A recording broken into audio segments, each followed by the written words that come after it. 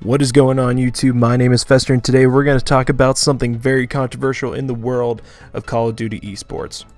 Pro players from every single esport are expected to know their games the best. Even though they didn't develop them, help create textures, maps, mantle spots, heights, or lines of sight, these players know the game the best. And a recent decision made by the judges of the CWL or the COD World League has created a great amount of controversy in the Call of Duty community. In the COD World League, a match took place in Week 4 between FaZe and Complexity. The map count was 2-2, and they were on their last map of S&D, and the round count was 4-2 in favor of FaZe. FaZe had a lot on the line coming into this game, staying time with Optic Gaming for first place of the COD World League, and therefore seeding for the upcoming tournament and later seeding for the World Championship. So during a later round, Clayster used a line of sight and a jump spot to gain an advantage on the map, on a planted bomb actually.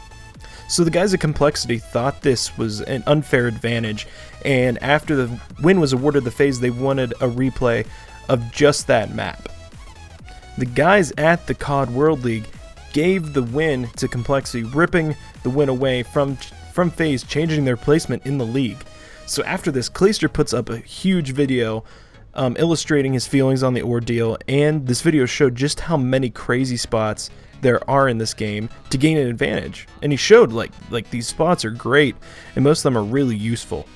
So what I want to talk about is whether the COD World League was right in awarding Complexity the win, and whether they were clear enough in illustrating what is allowed in Call of Duty or not. My first issue with the ruling isn't really that they said it was a bad thing. I think my biggest problem with it is that the vague definition of the rules. What is intended, what is a glitch? I believe these terms are just incredibly vague, especially for an unpolished game like a Call of Duty game.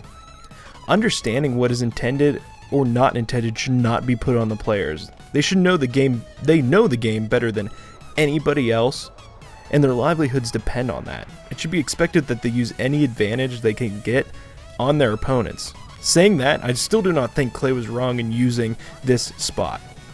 In Clay's video that he used to respond to all these allegations of cheating and whatnot, he left something out that I think is very important. This game, Black Ops 3, is based around people with abilities to run on walls, jump to crazy heights, and not sustain any injury. Why is it so obvious to these players that they should not use these spots?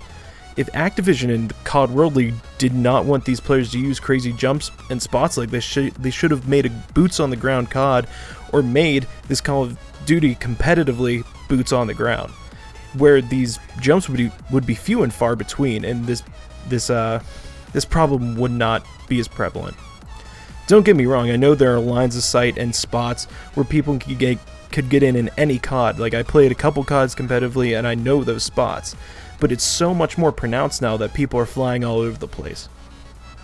So to give you another, representation of what something like this looks like in another more successful and esport that's been around for a lot longer time, let's go back to Dreamhack Winter 2014 with what is now envious, the LDLC team versus Fnatic in the famous Olaf Boostmeister boostgate thing that really changed the way these kind of things were handled in CSGO esports.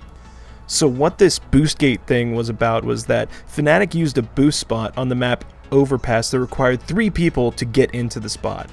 LDLC was clueless to this spot. This spot was used round after round until Fnatic finally won the map.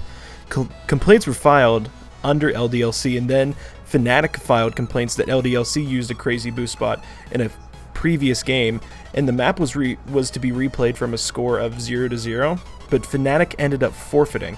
As you can see, this boost spot was abused. We also have to understand that this boost gate thing happened during a very, very crazy time during CSGO's competitive history, where a bunch of cheaters were unveiled to the CSGO community, and there was a witch hunt going on, especially even on Fnatic squad with Flusha and JW being put under the radar. So to bring this all around, I do not think Clay, abused this spot. Yeah, he used it to gain a short advantage on complexity during a pivotal round in the game, but it wasn't like the Boostmeister thing, where it was used round after round to abuse it. The spot that Clay used is completely plausible for the place this game is set in. Boosting all over the place. There's no reason why somebody couldn't just do that in that world. It hasn't been stated clearly enough that spots like this that do not break the continuity of the game are not to be used, and I think the COD World League needs to make that more explicit. To be taken seriously, the COD World League needs to not make these short-sighted rash rulings that should just not be made, and they should have just let them replay the map instead of awarding complexity the win when it was such a huge game. And just to be clear, I'm not condoning any actions of FaZe or complexity in the wake of all this. I've heard there was some trash talking and whatnot, but I think the principle of the matter is that the COD World League is not handling this right, and I think that it should have been handled differently. And FaZe is suffering because of it. So I hope I gave you some insight into how I think about this and how I think it should be handled. So you guys stay classy. This has been your boy Fester. Peace out.